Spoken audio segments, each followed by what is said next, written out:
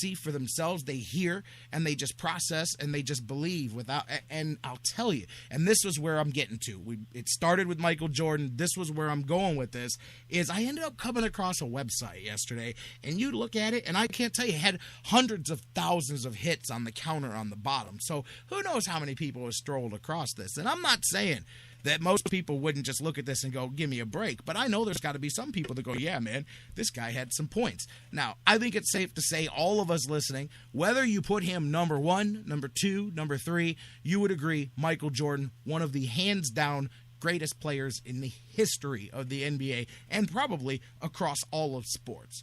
This website was dedicated with videos and clips and quotes and everything to convince you that Michael Jordan was a above-average basketball player who was decent to highly talented, but nowhere near as good as the media created him, and that in reality, he was an above-average basketball player who was a media creation. And I'm like, wait a minute, wait. And then they were even talking about how unlike other, and they used LeBron, which that just set me off. I'm like, wait a minute. You're talking about media creations, right? You're talking about, I mean, no offense, and I know he's back here in Cleveland, so everybody's on the throne and all that, but, you know, LeBron is not the be-all, end-all of basketball. He's the front face of the created superstar era. Now, he is good. No, let me jump in on that. Let me correct. He's very good. He's one of the better players in today's NBA and in NBA history. I'll give him that. I don't do the number. I don't know. He's top 25. I don't do the number all time. He's in the discussion, and that's good enough. When you're still active, if you're in the discussion, then that's fine. We'll talk about it when your career is over. But my point is guys like that, all the modern, I mean, you talk about media hype and creations about taking guys who did less and making them seem bigger than guys who did more. But I could not believe there was 30-minute video, 2 15-minute videos, part 1 and part 2, convincing you that Michael Jordan, not that he was a total fraud, but that he was, for the most part, a media creation, a moderately, talented, above average NBA player who got all the whistles, all the calls, and if they didn't, and what was funny is these videos even had clips. They dug through Jordan footage and found clips from, like 1988, where he was playing a team and they stripped him of the ball, and different, like a couple of turnovers, and I'm like, are you serious? Like, come on, okay, even the greatest has made some turnovers, man. I mean, and they would, like, have these quotes from other athletes, like, yeah, Oscar Robertson said, Michael Jordan, yeah, he was good, but he wasn't number 1. And it was a bunch of quotes like that. And I'm like, great. So you got a bunch of Hall of Fame players saying maybe he's not number 1, maybe he's number 2 or number 3. And these are the backups for your argument that Michael Jordan was a media creation. Like, my point on all this is there's people. Most of us don't. Most of us know that and would laugh at the stupidity of that. But there's people that come across that. And they think because something's put together in a way that makes a little bit of, I don't want to say makes sense, but it's put together in a very logical order so you could convince yourself. It's the same kind of people that'll convince themselves that, 9/11 was an inside job or something like, and trust me, I had that conversation with somebody a couple of weeks ago. But you can think what you want. It's just people will convince themselves. But I saw this and I'm like, this is why people like, I don't want to front him out. The guy that I was talking to yesterday about the Indians, this is why they form completely false realities, but they believe it's true because they've heard it. They didn't verify it for themselves, but they've heard it, and then they've heard it confirmed by other people, or whether it's on the radio or on social media. So they take it for what it is. That drives me nuts. That's why I always tell you guys, man, think for yourselves. And I love our audience because you guys are challenging, and I love that.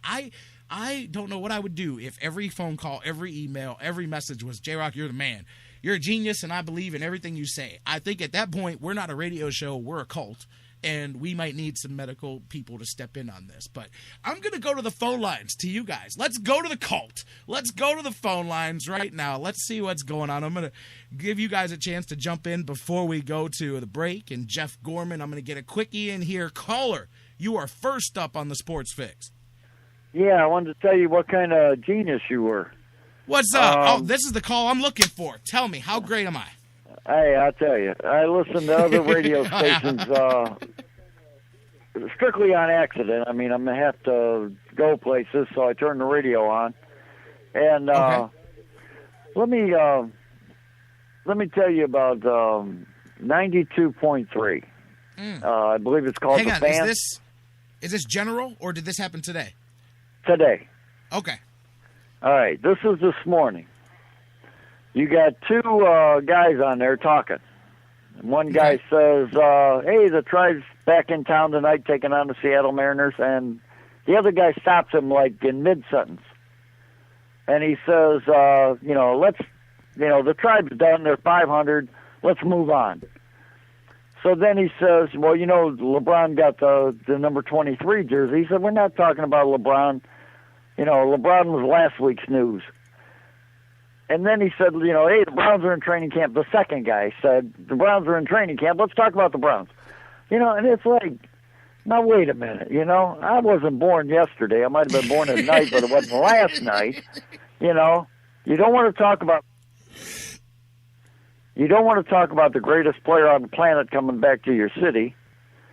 And you're willing to talk about a team that hasn't done anything but practice in shorts, And I mean, you know what?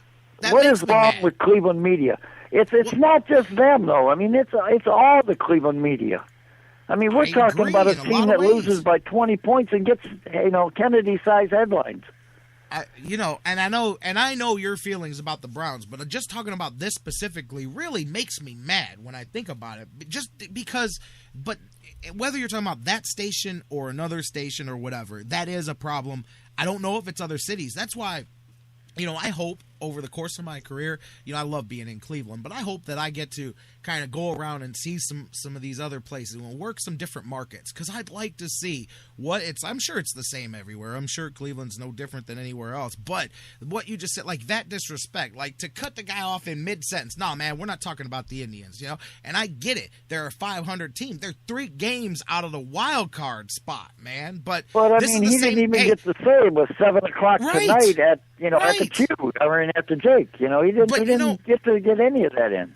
Last year, this is the same station that didn't get behind the Indians until late in the month of September when they were making the hot run to the playoffs. Right. Then all of a sudden, every one of their goofy hosts was wearing Goon Squad shirts that they got for free because they sure wouldn't go pay for it. And, all of them were out there doing it then. No, I agree with you. I agree with you. And that makes me mad. I mean, as you can hear, listen, I get it. It's training camp, and we're going to talk football, too. I'm sure we're going to talk football for about 45 minutes before we're done here today, but it's 23 minutes into this show, and we haven't talked the first bit about it. Oh, that ain't even the half of it. I mean, they talked for like almost a half hour about Joe Thomas talking about the 2 quarterbacks, and then they went to the 2020 ticker, and it was the same damn story. I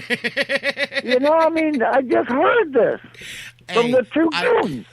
I feel sorry for you guys, man. Like, I that's terrible. But the disrespect to the Indian, that makes me mad. And let's not even talk about the talent or the radio station. If I'm in the fan base, I mean, regardless of what you think, even if you're looking at the sports attendance, there's still a significant baseball fan base in Cleveland. Maybe it's not the size or the excitement level that the Browns get during training camp right now. It's still there. We're not talking about 50 people compared to 50,000. We're talking about, the Indians still. I mean, if they're in it right now, they'll put 40,000 in there when it comes down to it. Now, obviously, they're not going to do it until we get later in the season. My point is there's a large baseball fan base. It's not like it's 50, rotisserie league geeks who sit around and trade their fantasy players and wait for football to start. And that's the thing that makes me mad. And you just pointed out, you said Cleveland media, they treat baseball as it's the something to talk about for 2 months while we find things to talk about waiting for football. And that just drives me crazy. And it's not just baseball. I understand that when I was a kid. Look at the Cavs.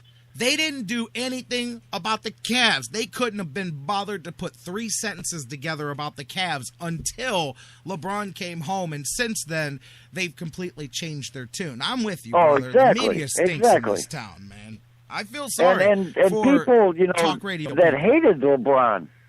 I mean, they couldn't even stand to hear his name on the show. I'm still there, though. See, there's the difference. Like, okay, all those people, like your boy Bruce Drennan, they just dropped it. Oh, my and God. They just We're not even put getting the into him. T-shirts on. Well, they just put the T-shirts on. Here I am 3 weeks later. Okay, I will admit that I don't like it, but I let my kids wear the shirts. Like, they all pulled their LeBron stuff back out. They knew I didn't let them wear it. Like, I don't like the guy. And it's like the other day, my son's like, hey, look at my shirt. And I'm like, yeah, cool, whatever, man, if you like it. I'm still, I'm dealing with it for the fans, and I'm doing it because it's my job, but I'm not with this whole thing like everybody else is. It is what it is, but I don't forget, and I know what happened, and I'm not going to allow myself to forget what happened. You can tell me he grew up all you want. It doesn't mean that I'm not still upset about what you did before you, quote-unquote, grew up. But anyways, so. Yeah, but, I was going to say, like, back when we were kids, I'm a little bit older than you, but, as far as the media went, I mean, it wasn't the social media that there is today and all the, and everything that you can think of is on there. But, back when I was a kid, if the Indians were out of the pennant race in June, nobody talked about them. You didn't even know that there was a team in Cleveland unless you had a schedule in your pocket, And we're talking about a 4-win team for 15 years, well, basically. Yeah, no, you're right. For the most part. And they're in the news every day. I mean, every day.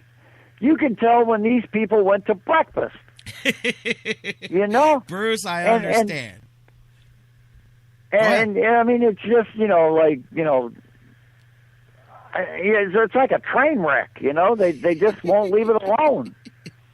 Bruce, I understand. I mean, I know, listen, we've and talked it's about... not that I'm not a Browns fan. I mean, I'd like to see him win as much as the next guy, but I just don't want all the hoopla that goes with it until they get there. And I agree this could be another 10, 15 years down the road. You and I have talked about this. Like, the difference is there. I'm with you, and I understand why you get upset. And that stuff gets me every bit as upset as you, because the inequity, like you said, I don't even mind getting excited. Yeah, I'm excited we're all excited. It's training camp, but I've got 3-4 months invested in this baseball season here. I'm not done. Like, I don't get the concept of we're done. This is done. We're moving on to this. Like, that's disrespectful. That's disrespectful as a fan or as a person, as a sports commentator, whatever you want to do, to the game itself and more to the fans of that game. To me, if you're a baseball fan that tolerates our football talk because we give everybody equal time, that's cool. But, I mean, I'm not going to I don't know. But you know what? Best way to sum this up is the term that I use all the time. Lowest common denominator. That's the type of radio that they run. What is the simplest, lowest thing that we can continue to talk about and just repeat over and over and over again that doesn't involve actual dialogue or discussion? If you get those for dudes hours, online, they do the same topic. I know, not just for and hours. then when they leave, for two the whole, more guys come on, talk about the same thing. That's the best part, is every 3 hours, 2 new people come in the studio and talk about the exact same thing for 3 more hours. No, brother, I am with you on that.